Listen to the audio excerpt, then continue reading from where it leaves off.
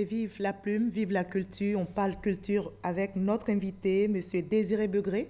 Vous avez connu Bernard Blindadier. C'est une grande perte pour l'Afrique, pour le monde. Vraiment une grande perte pour la Côte d'Ivoire, pour la culture, la culture mondiale. Bernard Blindadier était un grand écrivain. Là, les mots me manquent. Vraiment, je m'incline et je rends hommage à tous les hommes de culture. Je dis Yakou à la Côte d'Ivoire. Merci beaucoup, M. Désiré Begré. La culture vivra et on parlera de votre œuvre intitulée Wa Kunungbe, la cabosse qui parle. Avant notre entretien, je vous propose de regarder ce reportage de Franck Wadio qui l'a si bien résumé. Un livre pour faciliter l'initiation à la cacaoculture. Désiré Begré, ivoirien et enseignant en France, veut faire découvrir l'essence de la cabosse mère aux petits Français. Moyen trouvé, la didactique par le livre. La cabosse qui parle, c'est un recueil de livres pour enfants. Une bande dessinée donc, qui va permettre aux jeunes occidentaux de savoir, par exemple, le processus de fabrication du chocolat, passant par l'ensemencement à la distribution. Selon Désiré Begré, le cacao est un trésor peu connu par la future génération. C'est la même qui va faire et rythmer le commerce extérieur entre le nord et le sud. Ce cacao devra être mieux appréhendé. Car derrière la tablette de chocolat, c'est toute une économie qui survit, du planteur à l'usinier. L'auteur veut donc mettre gratuitement son ouvrage à la disposition et au service des tout-petits. Il compte donc sur un soutien des autorités. Pour le moment, Désiré Begré promène son bâton d'humanitaire à travers la cité avec son ONG Les Amis de San Pedro. Alors, monsieur Désiré Begré, dites-nous, manager d'exploitation pétrolière que vous êtes, dites-nous comment vous investissez dans la promotion du cacao en France. Je m'investis tout naturellement parce que si je suis manager d'exploitation, parce que je rends hommage à mon pays. Et quand je rends hommage à mon pays, je rends hommage au cacao ivoirien qui a bâti ce pays. Donc moi, je suis un fruit du cacao ivoirien. Et quand je suis arrivé en France, je me dis, bon, les petits Français mangent le chocolat. Et qu'est-ce que je pourrais faire pour montrer la culture de ce cacao aux enfants? C'est ainsi que j'ai créé mon association Les Amis de San Pedro en 2015 et à travers mes forums économiques, j'ai présenté un film du Conseil du Café Cacao qui est de 8 minutes, qui relate l'histoire du cacao. Et les élus que j'avais invités à cette occasion m'ont dit, mais monsieur Begré, pourquoi vous n'enseignez pas le cacao? Ce film est tellement bien fait, c'est là qu'est venue l'idée d'enseigner le cacao dans les écoles françaises. Et dans les collèges également. Alors, dans vos cours, vous présentez donc à ces élèves le cycle de production du cacao de Côte d'Ivoire et vous l'illustrez d'ailleurs dans la BD à travers Wa Kunungbe, la cabosse qui parle. Alors, parlez-nous brièvement de ce process. Le process, il se présente comment dès que j'arrive dans une classe. Même si vous n'êtes pas cacaoculteur? Non, mais j'ai appris le process déjà. Quand j'arrive, mes élèves, déjà, qu'est-ce que je fais? Je présente mon pays rapidement. La Côte d'Ivoire en tant que premier pays producteur mondial de cacao. Et après, on passe à l'explication détaillée. C'est-à-dire, je leur parle de la pépinière, comment se travaille la pépinière. Après la pépinière, la mise en terre. C'est les meilleurs plants qui sont mis en terre. Et après, on arrive avant d'arriver à la récolte, il y a tous ces circuits de désherbage, de gourmandage il y a des étapes. La fertilisation du sol, les produits homologués par le Conseil du cacao pour pouvoir entretenir les plants. Et quand on arrive à la récolte, je l'ai dit qu'on récolte avec un émontoire qui est spécifique. Et tout ça est illustré avec des images. Illustré avec des images. Après on ramène les cabosses dans un lieu pour les cabossages, c'est-à-dire à l'aide d'un gourdin, on les casse, on retire les fèves, et quand les fèves sont retirées, on passe à la phase de la fermentation. La fermentation, c'est très crucial pour l'arôme du chocolat. Et elle prend combien de temps? 6 jours de fermentation avec un brassage tous les 2 jours dans les feuilles de banane. Et quand on finit de fermenter, il faut passer au séchage. Le séchage nous permet d'arriver à la teneur en humidité à 7%. Parce que dès qu'on a la fermentation, on est à 60% d'humidité et on passe à 7%. Et on les expose sur des clés pour faire le séchage. Et quand on finit le séchage, on les met dans des sacs de jute pour les amener à l'usine. Mais l'usine doit être bien aérée pour éviter les moisissures et les acides gras. Parce que nous avons justement du cacao de qualité. De qualité.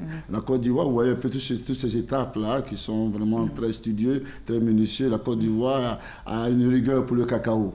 C'est ce qui nous vaut cette place que vous connaissez de leader depuis des années et des années. D'accord. Alors, comment réagissent-ils, ces petits Français, à ces informations sur le travail des cacaoculteurs ivoiriens? Ah, mais ils sont passionnés. Parce que là, avant, dans un de mes cours, il y a une fille qui m'a dit, mais est-ce qu'on peut planter le cacao même chez moi dans mon jardin? Elle voyait des réactions comme ça. Il a dit non, il y a des spécificités pour le cacao. Il faut avoir une forêt dense, une terre meuble et tout. C'est très important. Et ce sont des arguments que vous leur délivrez pour parler de la qualité de notre cacao? C'est très important.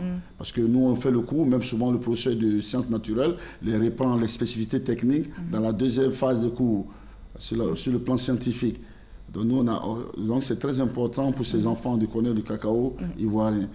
Donc vous voyez, à ce niveau, ça crée des émulations au niveau de ces enfants. Je me rappelle bien, il y a un enfant, quand je lui ai parlé de commerce équitable, que la Côte d'Ivoire, au niveau de la masse du cacao, ne recevait qu'un centième. Sur 100 milliards, que la Côte d'Ivoire ne recevait que peut-être même pas un cinquième des revenus. Il dit, mais monsieur le professeur, il faut qu'on brûle le cacao, on ne vend plus le cacao. Il dit non, au contraire.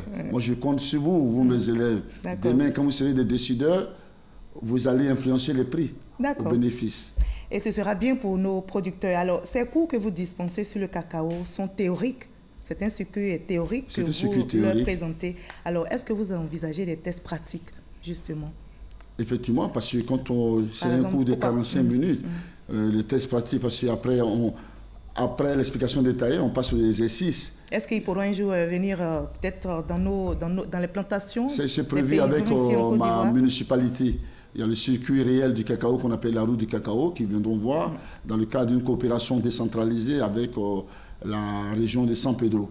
Parce que ma ville, qui est l'île Saint-Denis, qui m'appuie dans cet enseignement pédagogique, a créé une coopération avec la région de San Pedro dirigée par le président Donatien Begré, que je salue au passage. D'accord. Alors, vous venez régulièrement en Côte d'Ivoire. Est-ce que vous partez à la rencontre des producteurs ivoiriens? Et puis, quelles sont les difficultés que vous avez enregistrées à leur niveau? Effectivement, l'année dernière, je suis arrivé avec 200 BD. J'ai fait ma dédicace à San Pedro avec plusieurs coopératives. La Cabosse qui parle. La Cabosse a parlé aux producteurs, à toutes les populations de San Pedro. Effectivement, comme vous le dites. Et le problème, c'est toujours le problème de révalorisation des prix qui me reviennent. Toutes ces coopératives me parlent de ça. Vous avez enregistré ces difficultés? J'ai enregistré ces difficultés. Je leur ai dit qu'effectivement, pour qu'on puisse arriver vraiment à résoudre ce problème, il faut que les politiques, ça soit une volonté politique. Il faut donc qu'on arrive aussi à transformer une partie de notre cacao pour donner plus de valeur ajoutée. Au niveau du PIB, ça va. Regardons, il y a des coopératives qui font je connais une coopérative qu'on appelle Ecoya, qui se situe dans la vallée du Bandama, qui fait de la masse de cacao.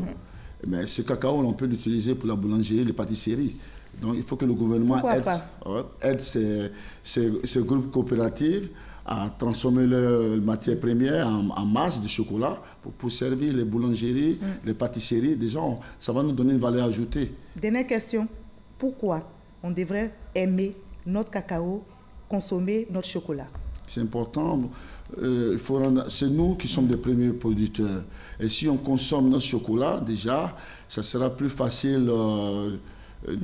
On n'aura pas de problème de spéculation déjà. Si déjà pour 1,7 million de tonnes de cacao, si on arrive même à consommer 200 000 tonnes, vous voyez, les choses vont changer déjà. Donc le regard même de l'extérieur va changer. Vous voyez, la spéculation va commencer à balbutionner. Et puis la Côte d'Ivoire deviendra plus forte. Merci beaucoup, M. Désiré Begré, d'avoir répondu à nos questions. Merci de nous avoir appris en quelques minutes seulement le cheminement du cacao et pour nous permettre d'avoir l'amour du cacao et surtout de consommer le chocolat de Côte d'Ivoire. Je rappelle, pour refermer ce journal, cette mauvaise nouvelle: le monde des arts et de la culture est en deuil. Le centenaire homme des lettres, écrivain, analyste ivoirien Bernard Blindadier a déposé définitivement la plume. Il a quitté le monde des vivants ce samedi 9 mars. Il était âgé de 103 ans. Bernard Blindadier, auteur de plusieurs œuvres littéraires, était dramaturge. Il était également romancier, poète, analyste ivoirien. Il fut ministre de la Culture entre 1977 et 1986. Bernard Blindadier, malheureusement, a été frappé et la mort, la grande faucheuse, l'a aussi emporté. Adieu, le père de la littérature ivoirienne. Merci de nous avoir suivis. À demain 20h.